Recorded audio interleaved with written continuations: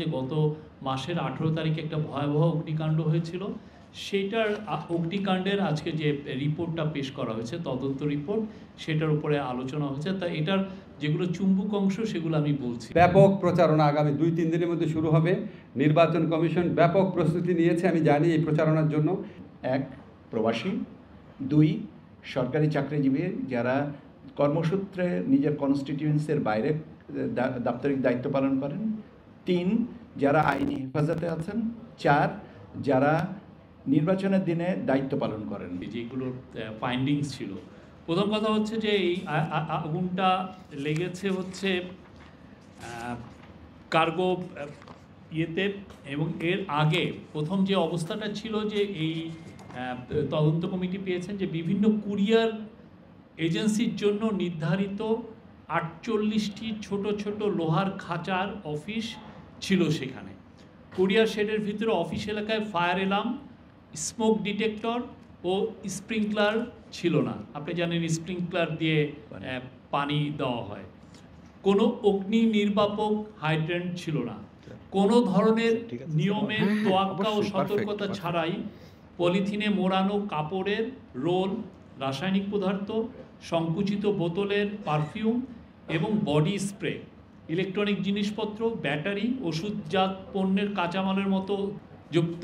তো fire services, অগ্নি নির্বাপনের যারা এসছিলেন, যেই গাড়িগুলো এসছিলেন, তারা যেই সমস্যাটা ফেস করেন সেটা হচ্ছে তারা দেখেন যে 1500 ডিগ্রির উপরে তাপমাত্রা সহ সম্পূর্ণরূপে বিকশিত আগুন, ঘন ঘন তালা লাগানো লোহার গ্রিলের উপস্থিতি, ফায়ার হাইড্রেন্টের অনুপস্থিতি, অজানা রাসায়নিক পণ্যের উপস্থিতি, অপর্যাপ্ত পানীয় ফোম, কাঠামোগত ধস এবং ধ্বংসাবশেষ ধসে পড়া। ব্যাপক প্রচারণা আগামী 2-3 দিনের মধ্যে শুরু হবে। নির্বাচন কমিশন ব্যাপক প্রস্তুতি নিয়েছে, আমি জানি এই প্রচারণার জন্য। আমাদের সরকারের পক্ষ থেকে আমাদের সংস্কৃতি উপদেষ্টা মোস্তফা সরোয়ার ফারুকী আছেন, অন্যান্য যারা কনসার্ন আছেন, তারা মিলে ব্যাপকভাবে করবেন। তথ্য মন্ত্রণালয় করবে, আমাদের এই যে আমাদের শফিক সাহেব আছে, প্রধান উপদেষ্টার যে প্রেস টিম আছে, সবাই মিলে করব। আমরা প্রত্যেকটা মানুষ যেন এটা বুঝতে পারে, এই মাত্রায় প্রচারণা করব। আমরা এই ব্যাপারে দৃঢ় প্রতিজ্ঞ।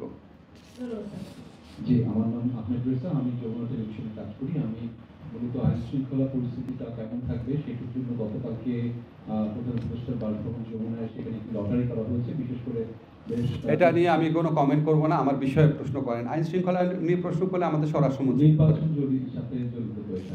জি বলেন। তো ওই লটারি করে যে আইন শৃঙ্খলা বাহিনীর সদস্যদেরকে, বিশেষ করে এসপিদেরকে পদায়ন করা হচ্ছে, সেটা কবে নাগাদ শুরু হবে এবং প্রক্রিয়াটা কি শুরু হবে? আমি জানি না। আমি যেটুকু জানি লটারি হয়েছে, আর লটারিটা কোনো একদম মানে খুব অন্ধের মতো লটারি এরকম হয় নাই। অনেকগুলো ক্যাটাগরি করা হয়েছে, যারা পারফরমেন্সের ভিত্তিতে, তারপর ঝুঁকিপূর্ণ জেলা বাছাই করা হয়েছে, এগুলি ম্যাচ করে বেশ মানে একটা গভীর বিশ্লেষণের পরে এই লটারিটা করা হয়েছে। আপনি নিরক্ষর ভোটার বলে ইয়ে করেন না।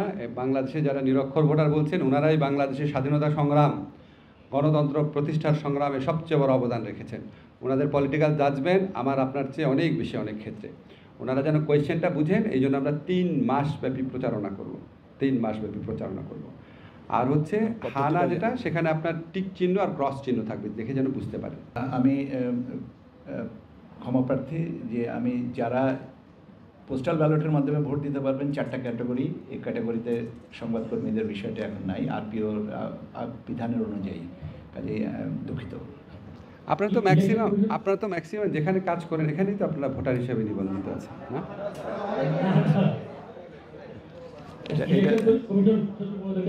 একটা প্রশ্ন যে বিএনপির পক্ষ থেকে যারা আরো সেটা নির্বাচন কমিশন অফিসারদের নিয়োগ করার জন্য প্রস্তাব করা হয়েছিল আপনাদের সঙ্গে আলোচনায়, সেটার বিষয়ে আপনারা কি সিদ্ধান্ত নিয়েছেন? এটা তো আলোচনা আরও করতে হবে।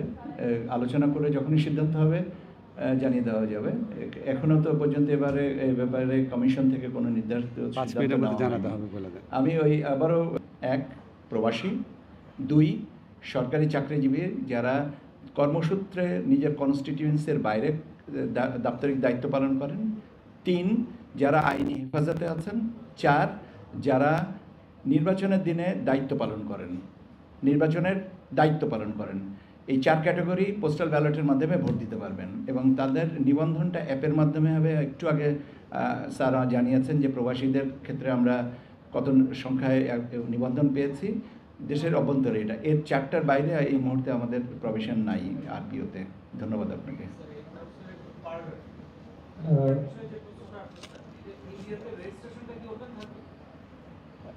বুঝি নাই। প্রবাসী বাঙালি ওপেন থাকবে না, থাকবে না। ও অ্যাপটা তো সার্বজনীন, রেজিস্ট্রেশন যাদের করার সুযোগ আছে তারা করবেন, ঠিক আছে।